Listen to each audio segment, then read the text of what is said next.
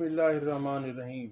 Rabbi इश्रह ली सदरी व यस्सिर ली अमरी वहलुल उक़दतम मिन लिसानी यफ़क़हू क़ौली। एक ताकतवर हुक्मरान अपने ज़माने के एक नामवर आलिम दीन को अपनी हुकूमत का चीफ जस्टिस बनाना चाहता था, लेकिन उस आलिम दीन ने इनकार कर दिया, जिस पर उस आलिम दीन को जेल भेज दिया गया।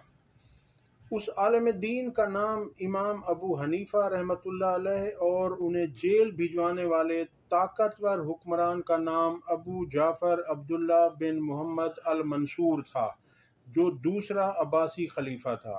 इमाम अबू हनीफा हुक्मरान वक्त के दरबार से दूर रहते थे। जब अल मंसूर ने उन्हें चीफ जस्टिस का ओहदा पेश किया तो इमाम अबू हनीफा ने कहा कि मैं अपने आप को इस ओहदे के काबिल नहीं समझता।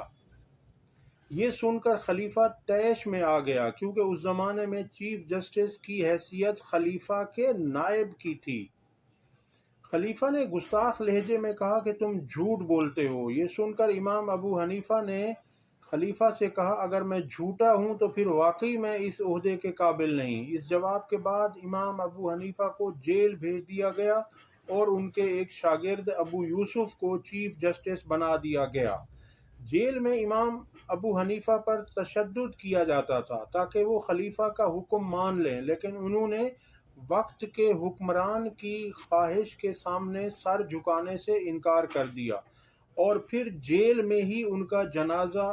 से ही उनका जनाजा उठा। बगदाद में उनके जनाजे में बड़ी तादाद में लोग शरीक हुए। अब ये वाक़या आपके सामने रखने का मकसद ये था कि जो हमारे आइम्मा कराम थे, जो हमारे बुजुर्ग थे, वो इन ओहदों से दूर रहते थे, क्योंकि वो हुक्मरानों की खुशनुदी से उन्हें कोई सरोकार नहीं होता था। लेकिन आजकल के हमारे जो चीफ जस्टिस साहिबान हैं या इस तरह के ओहदे रखने वाले लोग हैं जिनका काम इंसाफ देना है, वो हमारे हुक्मरानों की खुशनुदियाँ हासिल करने के लिए रात दिन तगोदो करते रहते हैं। अब अगली खबर आपके सामने रखते हैं कि कल वज़ीर कानून आज़म नज़ीर तारड़ ने प्रेस कॉन्फ्रेंस की और उसमें उनसे 2-4 सवाल किए गए, जिसमें उन्होंने जो जवाब दिए उससे तो ज़ाहिर यही होता है कि उन बहादुर जजेस साहिबान के ख़िलाफ़ हुकूमत एक नया महाज खोलने जा रही है। उन्हें उनका हक देने के बजाय उनसे उनकी नौकरियां छीनने की कोशिशें हो रही हैं और मिसकंडक्ट की बात की जा रही है। आज़म नज़ीर तारड़ से एक सहाफ़ी ने सवाल किया कि क्या जजेस का ख़त लिखना मिसकंडक्ट तो नहीं? इस पर वज़ीर कानून ने जवाब दिया कि इसका जवाब भी कमीशन ही देगा, क्योंकि ये जजेस का जो फेल है ये मिसकंडक्ट है या नहीं।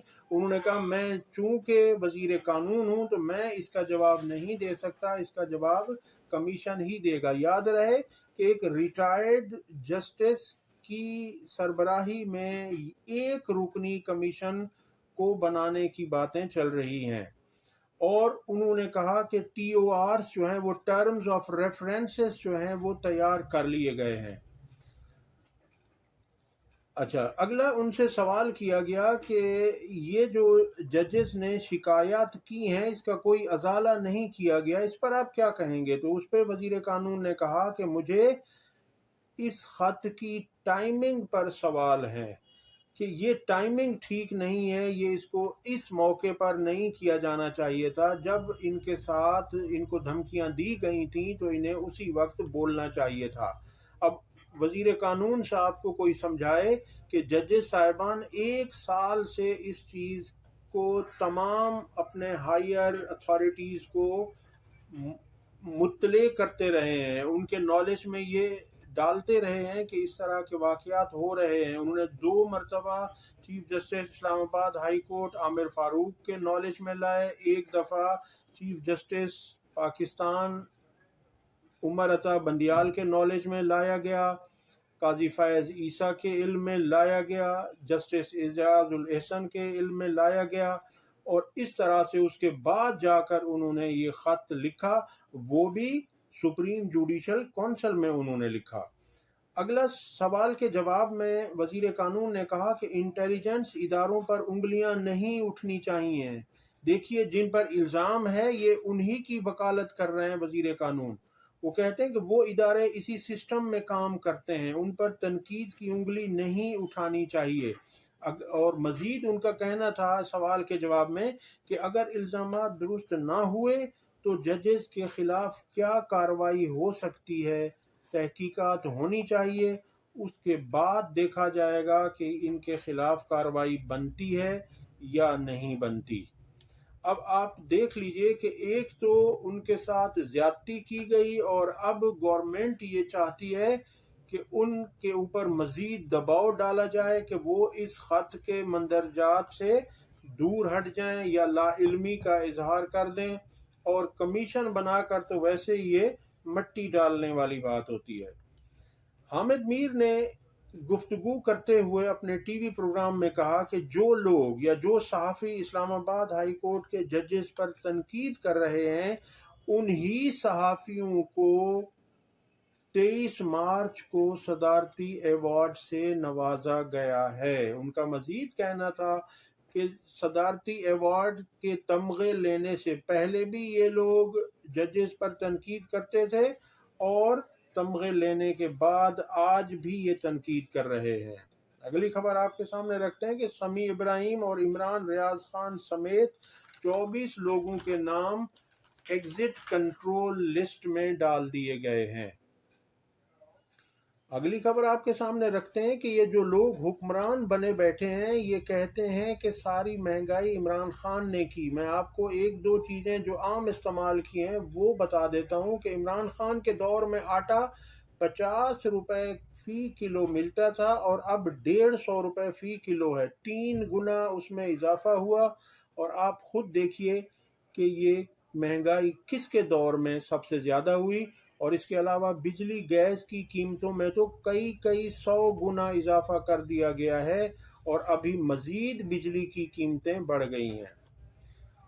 जहांगीर जदून जो नून लीग की दौरे हुकूमत में एडवोकेट जनरल थे पंजाब के, उनका कहना है कि सियासी केसेस में एजेंसियां मुदाखलत करती हैं। आज वो इकरार कर रहे हैं, रात वो टीवी प्रोग्राम में थे, वहां उन्होंने बरमला ये कहा कि सियासी केसेस में एजेंसियां मुदाखलत करती हैं। कि मेरे कत्ल के बाद उसने जफा से तौबा है उस जूद पशेमा का पशेमा होना। अब तक ये दौरे हुकूमत जो नून लीग का था उसमें ये इक़्तिदार के मज़े लूटते रहे, ये एडवोकेट जनरल बने रहे और इन्हीं एजेंसियों का तहफ़्फ़ुज़ करते रहे, उनके केसेस का तहफ़्फ़ुज़ किया। और आज जब ये रिटायर हो गए हैं, अपने ओहदे से हट गए हैं, तो आज इनको सच बोलना याद आ गया है। अगली खबर है कि सुप्रीम कोर्ट की फुल कोर्ट मीटिंग के दौरान इख्तलाफात और इख्तलाफ राय सामने आया है।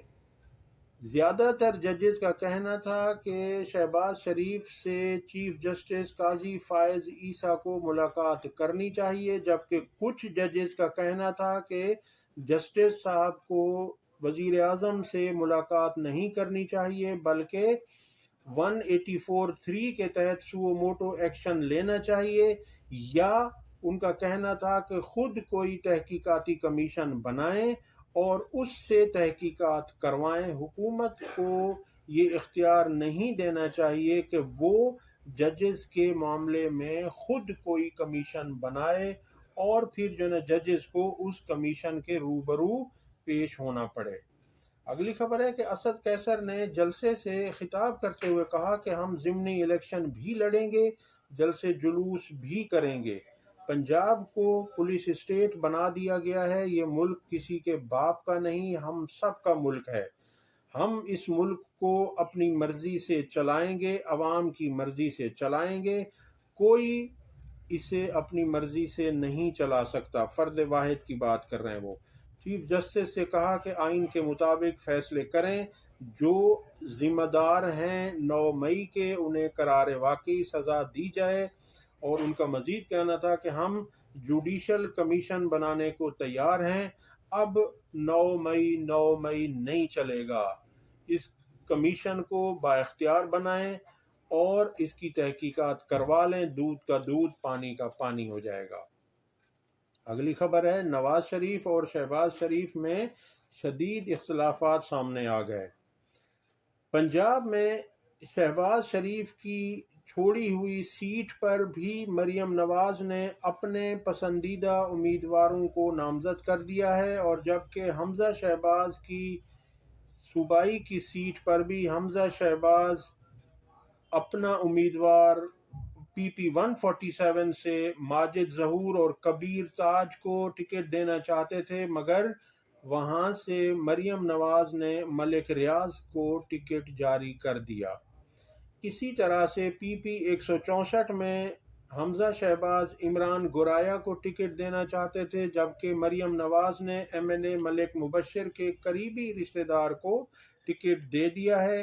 اس طرح سے پنجاب سے مکمل طور پر شہباز شریف اور حمزہ شہباز کو آؤٹ کر دیا گیا ہے۔ اگلی خبر ہے کہ صنم جاوید اور عالیہ حمزہ کو ضمانت ملنے کے باوجود انہیں میاں والی پولیس کوٹ لکھپت جیل سے رہائی سے قبل ہی میاں والی لے کر چلی گئی۔ اب یہ ایسا ظلم کیا جا رہا ہے ان لوگوں پر کہ جو چٹان کی طرح ڈٹ کر کھڑے ہیں، انہیں ان کے حوصلے یہ کمزور کرنے کی کوشش کر رہے ہیں، اور یہ ان کی ناکام کوششیں ہوں گی۔ آج تک میرا دعویٰ ہے کہ یہ دونوں خواتین میاں والی گئی ہی نہیں ہوں گی، انہوں نے دیکھا ہی نہیں ہوگا میاں والی، اور ان پر وہاں پر بھی کیسز بنا دیے گئے ہیں۔ اگلی خبر آپ کے سامنے رکھتے ہیں کہ این اے 207 نواب شاہ سے جو آصف زرداری نے اپنی سیٹ چھوڑی ہے، وہاں سے ان کی امیدوار آصفہ زرداری ہیں، جبکہ ان کے 3 کورنگ کینڈیڈیٹ ہیں اور 7 دوسرے امیدوار وہاں سے الیکشن لڑنا چاہتے تھے، مگر الیکشن کمیشن نے باقی 7 امیدواروں کے کاغذات نامزدگی مسترد کر دیے۔ صرف آصفہ زرداری اور ان کے 3 کورنگ کینڈیڈیٹس کے کاغذات نامزدگی منظور ہوئے تھے، اور وہاں پر سردار شیر محمد رند جو تحریک انصاف کے امیدوار تھے، انہوں نے اپیل کی، اور اپیل میں انہیں الیکشن لڑنے کی اجازت مل گئی۔ جب وہ واپسی پر گھر آ رہے تھے تو انہیں پولیس نے اغوا کر لیا ہے، اور تاحال ان کا کوئی ابھی تک پتہ نہیں چل سکا کہ انہیں کس جگہ رکھا گیا ہے۔ یہ کوشش ہوتی ہے کہ ان کے مقابل کوئی الیکشن لڑنے والا بھی نہ ہو، اور یہ بلا مقابلہ انتخابات لڑیں اور جیتیں، اور بات کرتے ہیں جمہوریت کی۔ یہ کہاں کی جمہوریت ہے، یہ کوئی ان سے پوچھے۔ اب تک کے لیے اتنا ہی، اگلی ویڈیو تک اللہ حافظ۔